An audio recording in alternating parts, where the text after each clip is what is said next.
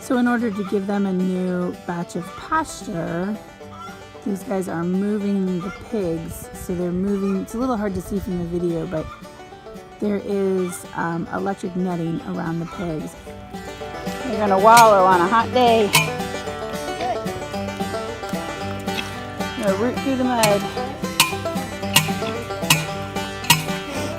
It's pretty hot. You helping your daddy? But in general, you are, right?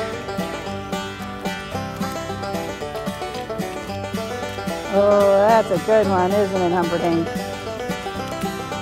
Our new bacon bits are here. They are on the grass. I think this is the first time they've been on pasture, too. And they are loving it. They are just munching away. So we have them inside the main pig enclosure. Here are my 3 pigs. Not so little, comparatively speaking.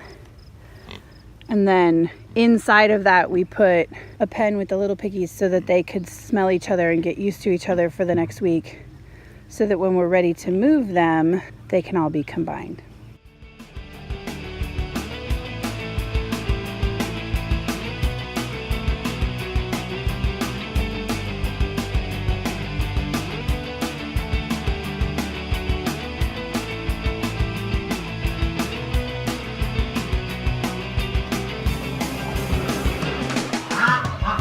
Good morning, everybody. Good morning, pretty boy.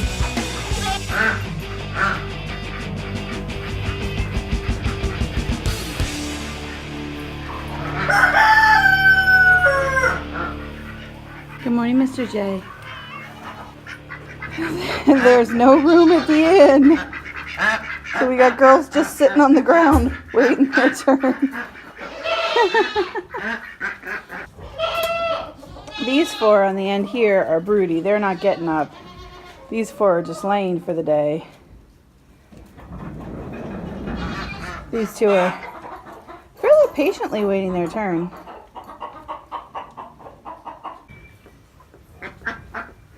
It's our first broody chicken hatchling of the year. Here, let me see. Oh, so cute.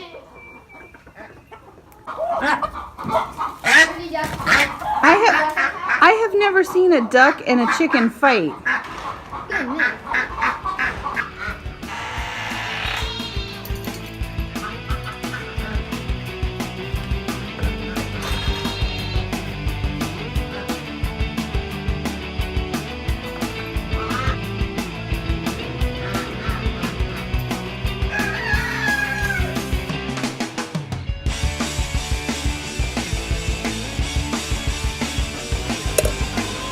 There you go, buddy.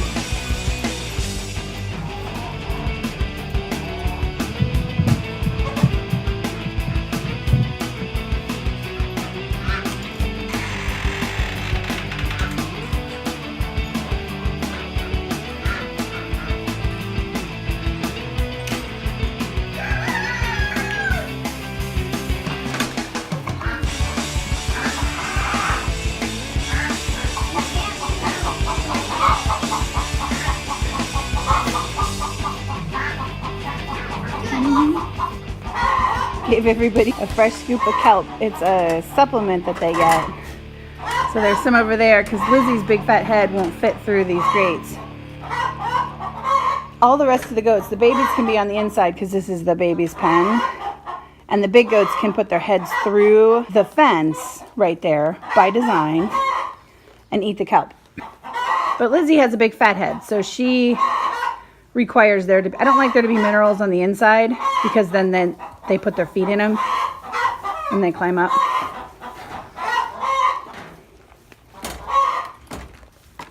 Well, hello. Hello, Miss Esther.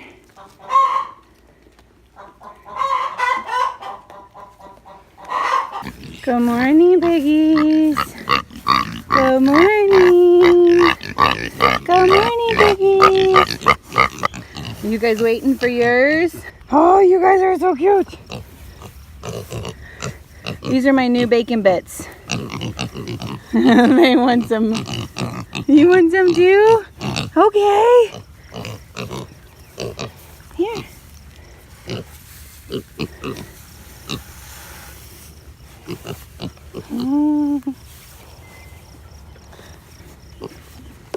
My daughter wants to name this one Bacon because it's striped. You got some over there. You got your own. These are my new bacon bits. These are actually the ones we originally decided to get first. There are 4 of them. They're 8 weeks old. They just got weaned from their mother. We met them when they were about a week and a half old, and they are American Guinea Kune Kune cross. The boar was a full Kune Kune and their mom was a full American Guinea. And so these guys look a little different from the other ones. They've got the similar body types and they've got the longer hair, but you'll see, like, I don't know how well you can see in the video, one of these guys back here has kind of reddish stripes. A couple of them have wattles, so they have little bits that hang out underneath their neck. Right now they're eating, so we're not going to get to see their faces very much, but I'll introduce you to them. They don't have names, but these are ones that we are growing out for meat, versus the other ones, Buttercup and Wesley, are a breeding pair. But I'm excited. We've got these guys inside a little pen that we built inside the other pig enclosure so that we can kind of slowly introduce them to each other and that they'll eventually be all together. They're a little bit more skittish than the other ones because we just got them yesterday and they don't really know us. So if I pet them, they're inclined to jump a little bit, but they'll get used to us. Here you can kind of see there's the one that's reddish with some stripes. You still can't see anybody's face because they're eating their grain. They all have a little bit of reddish stripe on them, but this one has the most noticeable stripe. There's 1 female and 3 males, but the males have all been castrated. I wish I could show you. The cool thing about their faces is that their noses are turned up, which is what makes them great pasture hogs, because their jaw hits the ground before their nose does, which means they root less. They don't not root. I mean, that's a hole they made yesterday. And you can see over there, those guys root up some, but it's really not bad, and it's certainly not as bad as other breeds of pigs.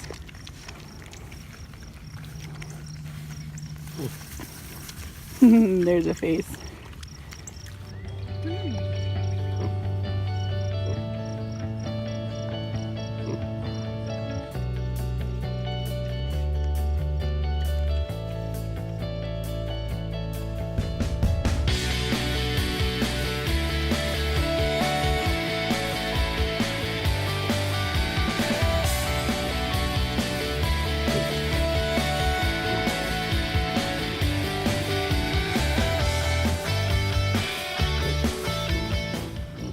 It's a piggy pileup. They've had their breakfast. Now they're gonna chill. One last one looking for some goodies. There's the wattles.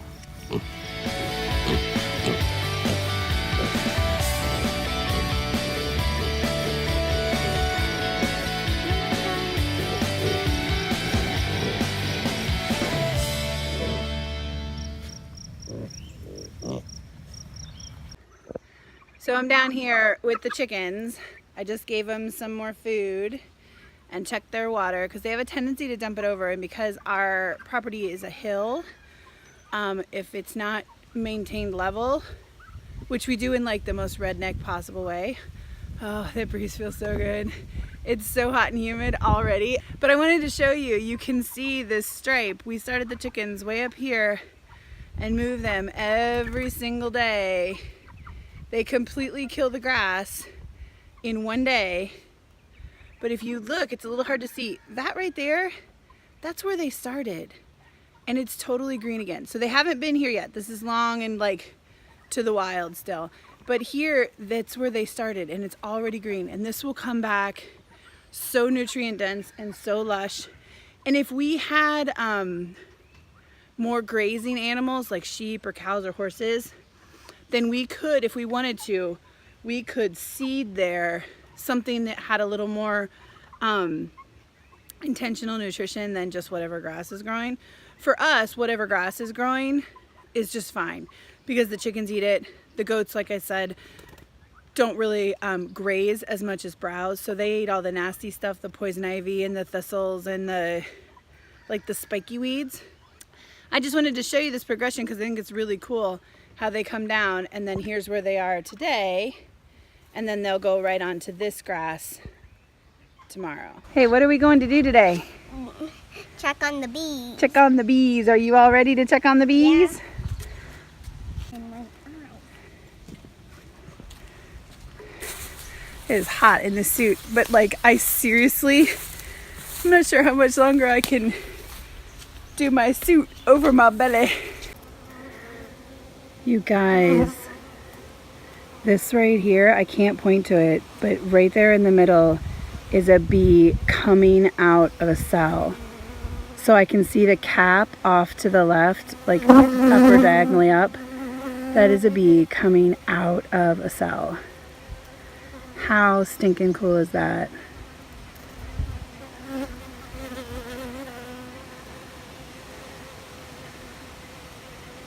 Oh my gosh, that is so freaking cool. That's a big drone. Oh my gosh, that's so cool. Hey guys! How you doing in there? You're so cute. Such cute little chicken dinners. So we got 97 new chicken nuggets today. We're giving them some feed and some magic water, and I got a very happy little girl right here.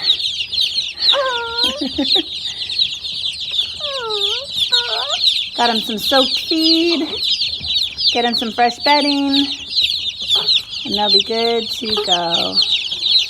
Happy little chicken nuggets.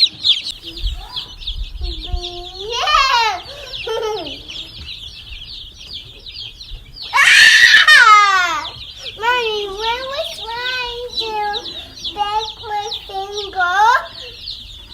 So here's what I'm talking about when I say that we are turning garbage into bacon. Here, beep beep, let me show this. So this is some milk that we got from Coco. It's not spoiled, but after a week, it starts to taste a little grassy. And since we get fresh milk every day, nobody else wants to drink the grassy stuff, so we'll give it to the pigs. Cody would like to have what I've got in this bowl. Here, beep beep, let me show the bowl.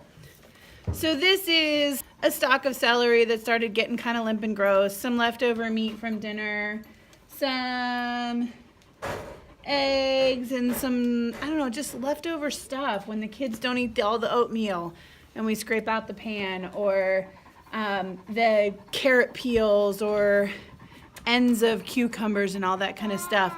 We can give this stuff to the pigs, and it does two things. One, it enriches their diet and gives them a greater source of food. Two, it diminishes our waste. And three, it saves us on grain. You can't have it, puppy dog. He would like to have it too. Yeah. They get all that roughage, free choice, and I don't have to give them as much grain when I give them food scraps. Now you can kind of see where they are in relationship, but I got to get in there before they bust through this fence.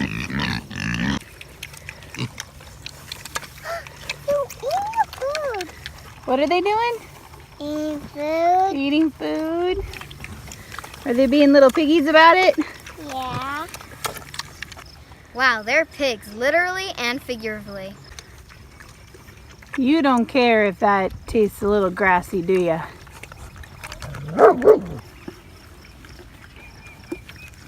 They want what's in that bowl. They had what was in that bowl. They had it. Kind of walked away from it. And then we were letting the big guys share. If you pick one up, they will scream.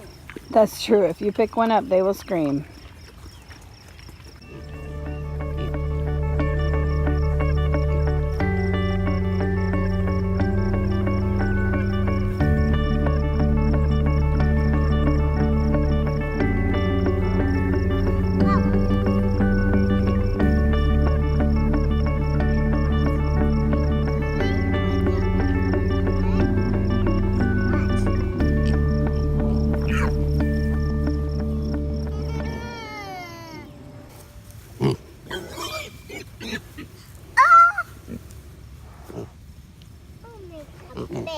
So here you can see the wattles. There's little dangly bits under their chins. And 2 of them have wattles. So the other 2 don't have wattles. But that's the kuni side. So kunis have that turned up nose and the shorter snout. Like those two. And then the wattles. They're very interested in you. This one does have wattles, but that one. Yeah, it has wattles. Hey, good goats. Goats are not grazers the same way a cow is. They are more browsers. So they eat the leaves off of trees, they eat poison ivy, they eat spiky weeds, and they will eat this stuff, obviously, but they're not going to mow it down the way that a cow or the way that sheep would.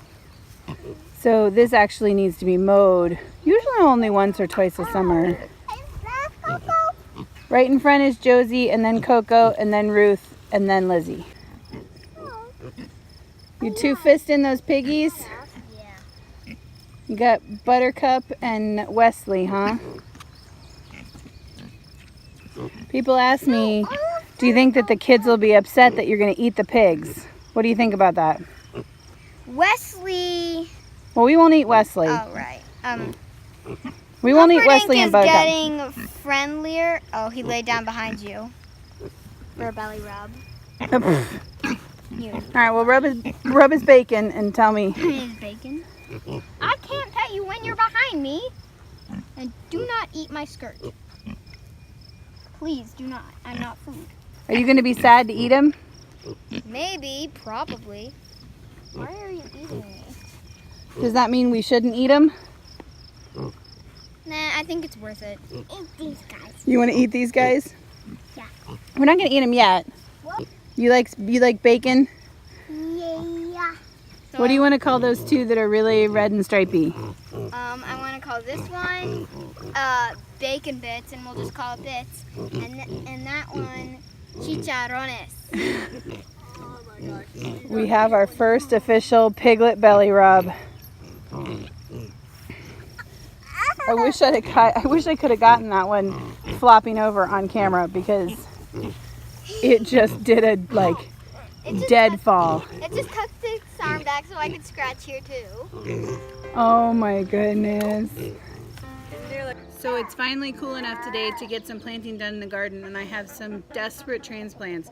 This is some asparagus that started growing in the pot, so I need to plant this tonight. I've got a little bit of help. This one over here is planting my cucumbers, and I don't think we'll get very much farther than that because the mosquitoes unfortunately will win this time of night. Hey, sweet girl, look at this. What is that? A flower? Do you know what it's a flower for? No. It's a green bean flower. That's gonna be a green bean. Do you like green beans? Yeah. You wanna eat some green beans from our garden? Yeah. Should we eat it now? Is it ready? No. Fine, show me. A A worm? worm. What are you gonna do with that worm? Hold it. You're gonna hold it. Are you gonna feed it to the chickens or put it back in the garden? I think I'm gonna feed it to the ducks. Okay.